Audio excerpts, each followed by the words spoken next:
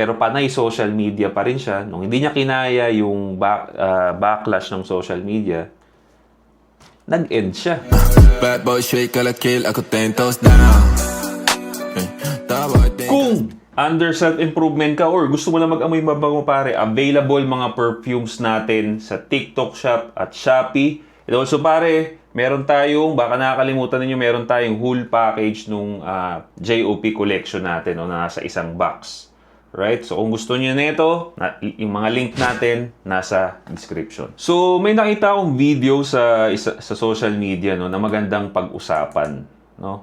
Na may kinalaman sa social media. Okay? Hindi ko kilala yung artista na to. Comment down below na lang kung saan movie to. Pero parang familiar siya sa akin. Hindi ko lang maalala.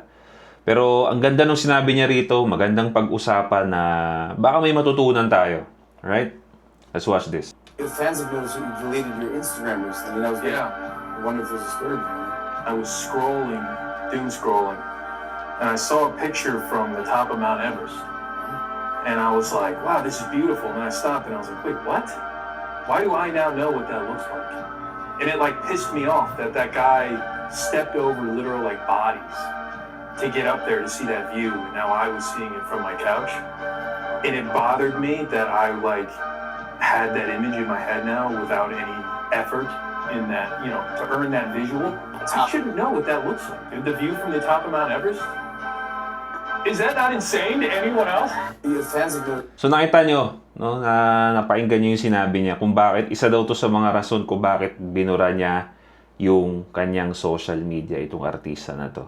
No? So ngayon, mag-react tayo sa sasabihin niya, right? Let's go. You deleted your Instagram recently. And I was I wonder if there's a story behind it. I was scrolling, doom scrolling, and I saw a picture from the top of Mount Everest. So, while habang nagso-social media daw siya, nakita niya daw tong picture ng isang sa Mount Everest nga daw. Kung alam niyo yung Mount Everest pare, isa yun sa mga pinakamataas, I think yun talaga ang pinakamataas na bundok sa Earth. Right? Sa Earth. And maraming mga mountaineer ang nagpaplano na umakyat dyan. Pangarap ng lahat ng mga mountaineer dyan. Okay? Ayaw nilang mamatay hanggat di sila nakakaakyat ng Mount Everest. Kaya goal ng lahat ng mountaineer yan. Okay? And I was like, wow, this is beautiful. And then I stopped and I was like, wait, what? Why do I now know what that looks like? And it like pissed. So, sabi niya, nung nakita niya daw yun, wait, teka lang, bakit nakikita ko to? Isa ito sa mga kumbaga yung sinasabi niya pare, ang isang bad side ng social media, no?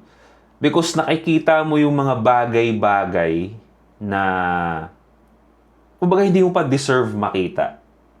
No? Hindi mo deserve makita in your state ng buhay mo nung nakita mo yung video na yon. Di ba? Mamaya, i-explain natin kung anong mga examples nun. So, sa kanya, nung nakita niya daw yung Mount Everest, parang na-guilty siya na parang, teka, wala naman akong pinaghirapan. Nakaupo lang ako dito. Bakit nakita ko to? No? Yun yung kino-question niya sa sarili niya. Pissed me off that that guy stepped over literal like bodies to get up there to see that view. And now I was seeing it from my couch. And it bothered me that I like had that image in my head now without any effort. Di ba? So, madalas din natin tong makita sa social media nowadays sa mga lifestyle, okay? Lifestyle influencers, di ba? Magarang bahay, magarang kotse. Kumbaga alam mong hindi mo kaya 'yon. Aminado ko at that moment na putya. Pag nakita mo yung mga ganong klaseng lifestyle at hindi ka pa bukas sa mindset natin, kaya maraming kabataan ang nasisira ng social media because isa to, pinopoint out niya dito yung reason kung bakit. No? Nakakainggit siya, nakakasira siya ng self-esteem. Hindi mo maiwasan na ikumpara yung sarili mo. Para ma-explain natin mabuti yung thought na yun, gusto ko ihalin tulad ito sa boxing, for example, sa sports, no? Karamihan sa atin, nanonood tayo ng boxing kahit wala naman tayong alam sa boxing. Hindi ba? Nung sumikat si Pacquiao, marami naman taong hindi nagbaboxing talaga eh. It's just that talagang dala lang kasi ni Pacquiao yung pride ng Pilipinas. Kaya nanonood ng lahat ng tao sa kanya. No? Pag nanonood tayo sa kanya, again, problema rin to sa boxing. No? Issue rin to sa kanila. Pag nanonood tayo sa kanya, wow, galing. Ang galing ni Pacquiao, ang galing. Puro lang tayo ganun. Hinihintay natin na may knockout na mangyari. Di ba? Yun yung perspective ng isang hindi marunong sa boxing. Di ba? Wala kang alam. So, hinihintay mo lang na ma-knockout ni Pacquiao. Hinihintay mo lang na bumira si Pacquiao ng maraming suntok bago ka mag-enjoy sa boxing. Di ba? Nakaka-relate kayo dyan. So kumbaga, ang nakikita mo lang sa bagay na to pag wala ka pang alam is yung surface level, hindi ba? Surface level nung pinapanood mo. Pag nag-aral ka na ng boxing, no? Pag nag-aral ka na ng boxing, nandun ka na sa mundo ng boxing, yung pinapanood mo, alam mo na. No? Hindi ka na basta-basta mag-judge. Di ba? Isipin mo na parang, okay, kaya hindi siya sumusuntok kasi hinihintay niya yung opening. So, kaya pala sila hindi sumusuntok sa round 1 kasi yung round 1 is babasahin mo muna yung galaw ng kalaban. Hindi pwedeng magbara-bara ka sa round 1. Di ba ganun na eh? Nagkakaroon ka ng Sharingan once alam mo na yung pinapanood mo. Di ba? So, hindi na siya true emotions, kumbaga. Nanonood ka na kasi alam mo na yung nangyayari. Pag wala ka pang alam, true emotions lang ang aandar sa'yo. Like for example, pag hindi mo alam yung sports, sasabihin mo, ang lakas niya. Grabe, nakakatakot siguro sumalo nung, di ba, emotions. Di ba? Pero pag alam mo na yung ginagawa ng taong pinapanood mo, ang galing kasi kaya malakas yung suntok niya kasi flat-footed siya. I mean, naka-plant talaga yung paa niya. Nag-twist siya talaga yung suntok niya. Ang lakas ng suntok niya kasi ang galing niya tumiming. Di ba? Gumaganon. Nai-gets nyo ba ako, pre? Ito yung bad side ng internet. Kaya nagigets ko kung bakit may mga bagay na hindi ka dapat muna makita. No?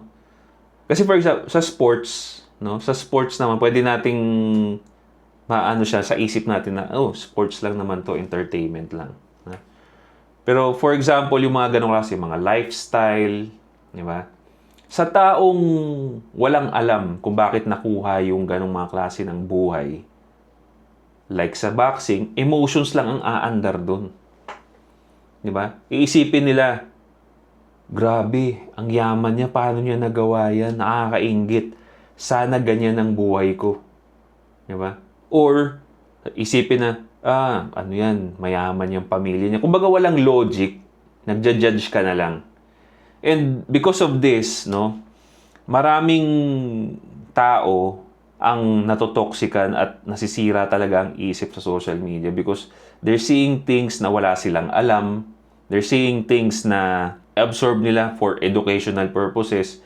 Ginagamit nila para ikumpara yung buhay nila doon sa napapanood nila. Emotions eh. Pag wala kang alam sa bagay na yon, emotions ang aandar sa'yo. Di ba? Pag hindi ka logical mag-isip, and most of the people is emotions. Wala tayong magagawa dyan. No?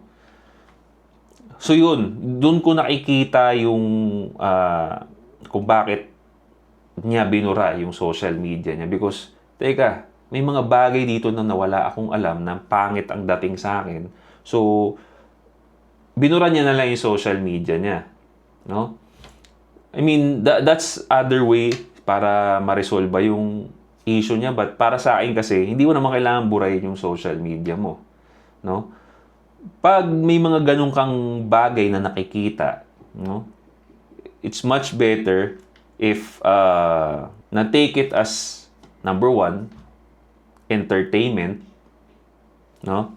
And number 2, kung hindi entertainment, educational purposes. wag na wag mo siyang ipapasok sa emotions mo at ikumpara yung sarili mo. Doon masisira ka talaga doon. Isa pang example na mabibigay ko sa inyo na pandagdag ng perspective niyo sa ganitong usapin is nireview natin yung anime na Solo Leveling. Di ba? Nung wala pang alam si Jinwoo, mahina pa siya. Nung nakapasok siya dun sa room kung saan nakaupo yung mga statwa dun, yung pumatay sa, yung bago siya mag-awakening, di ba? Nung nakapasok sila dun, natakot silang lahat eh. Di ba? Natakot sila dun sa room ng mga statwa, yung nakangiting ganon. Yun yung ibig sabihin nun eh. Pagka nakakita ka ng bagay na hindi mo alam, emotions talaga matik ang tatakbo sa'yo eh. No? Pag wala kang alam sa mga ganitong klase ng, pag hindi ka aware sa mga mindset, no? Emotions. Now, syempre, nung nagkaroon siya ng experience, lumakas na siya, hindi na siya natatakot. Kumbaga, alam niya na yung gagawin niya. Same thing yun dito eh. Social media talaga pare, poison talaga yan. No? Poison talaga yan. If manunood ka ng social media at ang papairalin mo is emotions. Talagang pag emotion-based ka talaga, yung social media, hindi ko yan masasuggest sa'yo. Umalis ka sa social media kung emotion-based ka. Isang example na naman dito is yung isang anak ng artista, no? Hindi na natin siya papangalanan, na for sure, emotion-based siya. Pero panay social media pa rin siya. Nung hindi niya kinaya yung backlash ng social media, nag-end siya. Di ba? Rest in peace. But, yun yung ibig ko sabihin. Isa pa yun sa magpo-prove ng point natin. No? Kaya nga para sa akin, pare, ang social media, dalawang bagay lang ang kailangan mong gawin dyan. Entertainment, kung hindi entertainment, for educational purposes. Pag wala yung dalawa na yun, unsubscribe mo na yan, yung pinag-follow ninyo, or kung hindi, pag napapansin mo na hindi ka naman natutuwa, hindi ka natatawa, hindi ka natututo, wag ka na mag-social media, pre.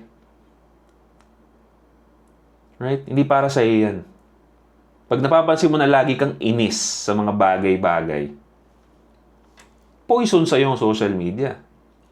Pero para sa akin, nag-social media ako for entertainment, naghanap ako ng comedy dyan from time to time. Pero number one talaga is for education. Dami ko rin natutunan sa social media. Diba? Alam ko nga lang kung ano yung papanoorin ko. Ganon dapat ang perspective. Okay? Para hindi kayo lumunog sa kumunoy at hindi kayo masira ang ulo ninyo. Natandaan ninyo, ang internet pare, walang filter yan. Right? Walang filter yan. Ibibigay niyan sa'yo lahat. Lahat. Kahit hindi mo gusto, yung algorithm shit na yan, hindi totoo yan. Diba? Sabi, kung ano daw yung gusto mong panoorin, i-like mo, panoorin mo para yun ang lumabas. Hindi rin accurate yun. Diba? So, ganun ang mindset pare when you're dealing with social media, with internet. Okay, para gawin nating tool, no? Gawin nating tool na maganda ang social media. Kasi nakakatulong naman talaga yan ang internet. I mean, helpful siya talaga sa taong marunong gumamit. Pero pag sa hindi, puro emotions ang pinapaandar sa paggamit ng internet, yari ka talaga. Poison. Okay mga pare, I hope na-deliver ko at na-gets na yung ibig nating sabihin dito.